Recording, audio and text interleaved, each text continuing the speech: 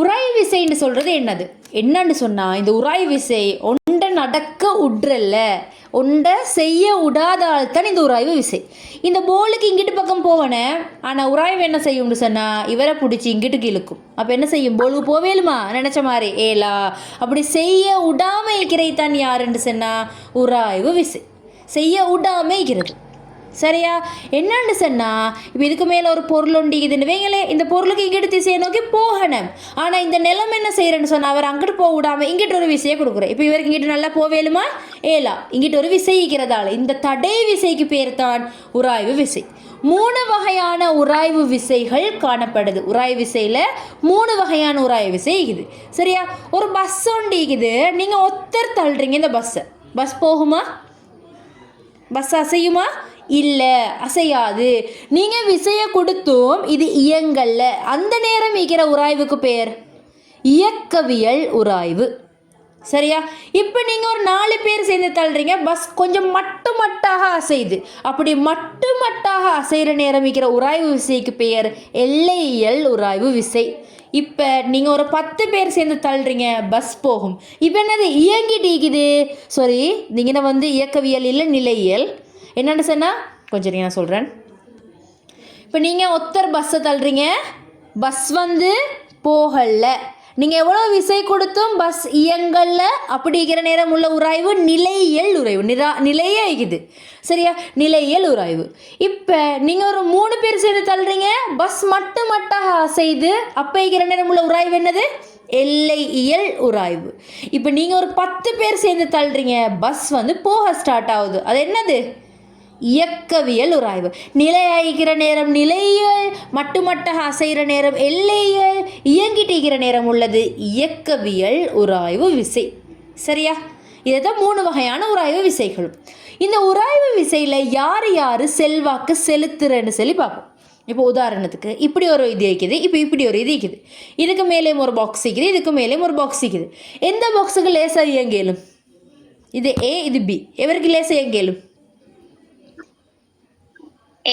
ஏக்கு லேசாக இயங்கலும், கஷ்டம் இல்லாமல் லேசாக போக இயலும். சரியா?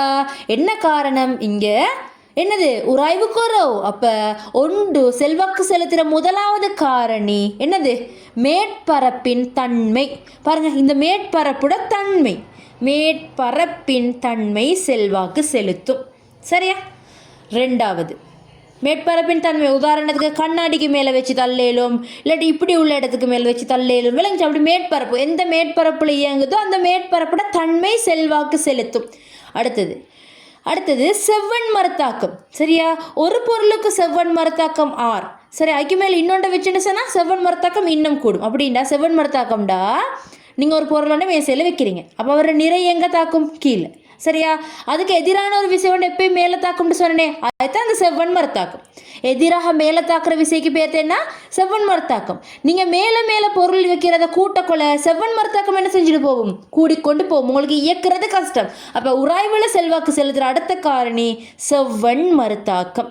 1வது மேற்பரப்பின் தன்மை, அடுத்தது செவ்வன் மரத்தாக்கம். இப்போ இப்படி இருக்குது. இந்த பாக்ஸை நீங்கள் இப்படி வச்சு இழுத்துட்டு போகிறீங்க, இப்போ இந்த பாக்ஸை இப்படி படுக்க வச்சு இழுத்துட்டு போகிறீங்க. இப்போ படுற அளவு இது, இப்போ நிலத்தில் படுற அளவு இது. சரியா? ஆனால் இது 2லையுமே எந்த ஒரு மாற்றமும் இருக்காது. இந்த பரிசோதனை செஞ்சால் மாற்றம் ஒன்றும் இல்லை, 2ம் ஒரே மாதிரி தேய்க்கும். அதனால் மேற்பரப்பு தொடு பரப்புகளின் பரப்பளவு செல்வாக்கு செலுத்தாது. இந்த பரப்பளவு செல்வாக்கு செலுத்தாது. அப்போ செல்வாக்கு செலுத்துறது ஒன்றுன்னா மேற்பரப்புட தன்மை, அடுத்தது செவ்வன் மரத்தாக்கம். யார் செல்வாக்கு செலுத்த மாட்ட? மேற்பரப்புகளின் பரப்பளவு செல்வாக்கு செலுத்தாது. சரியா? அடுத்தது உராய்வை கூட்டுறதுக்கு என்னென்ன செய்யலும்? இப்போ உதாரணத்துக்கு சரி, உராய்வை குறைக்க என்ன செய்யலும்னு பார்ப்போம். உராய்வு இப்போ பைக்கில் எல்லாம் அந்த குண்டு போதிகை உருளி போதிகைன்னு சொல்கிற சாமனங்கள் போடுறது, அதெல்லாம் உராய்வை குறைக்க. கத்தி மொட்டையாகிருச்சு, என்ன செய்வோம்? தீட்டி கூர்மையாக்குவோம். அப்போ என்னது? மேற்பரப்பை ஒப்பமாக்குறோம், உராய்வை குறைக்கிறதுக்காக வேண்டி. வேறு எண்ணெய், கிரீஸ், அந்த அதெல்லாம் போடுற, அதெல்லாம் உராய்வை குறைக்கிறதுக்கான முறைகள். உராய்வை கூட்டுறதுக்கு என்னென்ன செய்கிற. ஸ்லிப்பருக்கு கீழே இப்போ உதாரணத்துக்கு நல்லா தேஞ்சு போன ஸ்லிப்பர் ஒன்று இருக்குது, நல்லா தேஞ்சு போன ஸ்லிப்பர் ஒன்று இருக்குது. ஆனால் எல்லோரும் என்ன செய்கிற, தேஞ்சு போயிட்டுருச்சின்னு ஸ்லிப்பரை கொண்டு போய் வாஷ்ரூமில் போடுறா. இது டேஞ்சர். ஏன்டா நல்லா தேஞ்சா அது என்ன செய்யும், நல்லா இயங்கும், வலிகிட்டு போயிட்டுரும், டேஞ்சர். அப்போ தேஞ்ச செருப்பை வாஷ்ரூமுக்கு போடப்படாது. ஐத்தன் ஸ்லிப்பருக்கு கீழே இப்படி வெட்டுக்களிக்குதுன்னு பாருங்கள். இந்த வெட்டுக்கள் உராய்வை அதிகரிக்கிறதுக்காக வேண்டி போடுறது. விளங்குச்சா, உராய்வை கூட்டுறதுக்கு தான் இந்த வெட்டு போடுறாங்க. அடுத்த டயரில் இந்த தவால் இப்போ டயரில் இப்படி வெட்டு மாய்க்கும் பாருங்கள், அதுவும் உராய்வை கூட்டுறதுக்கு போடுறது. சரியா, மறுபடியும் அந்த சைக்கிளில் உள்ள பிரேக் சிஸ்டம் அதுவும் உராய்வுக்காக வேண்டி போடுறது. இதெல்லாம் வந்து உராய்வை அதிகரிக்கிற செயற்பாடுகள். சரியா, சரி, அவசரமாக போடுங்க. உராய்வு விசை இது ஒரு விசைத்தான். ஒன்றாவது நியூட்டன் சொல்லி போடுங்க. அடுத்ததாக 3 வகை.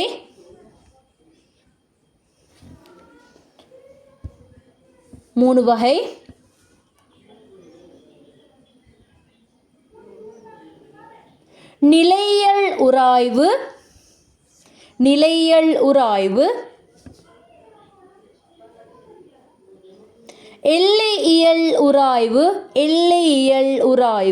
எல்லையியல் உராய்வு, அடுத்தது இயக்கவியல் உராய்வு.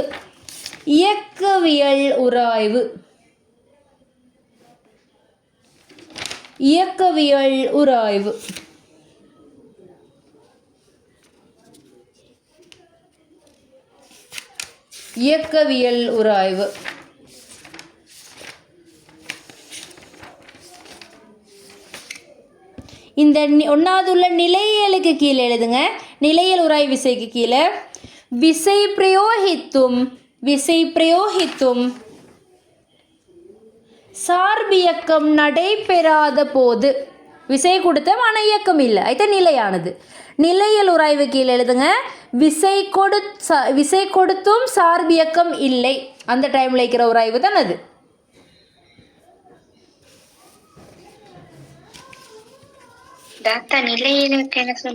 நிலையியலுக்கு விசை கொடுத்தும் சார்பியக்கம் இல்லை, அந்த டைமில் இருக்கிற உராய்வு தான் நிலையியல் உராய்வு. விசை கொடுத்தும் சார்பியக்கம் இல்லை.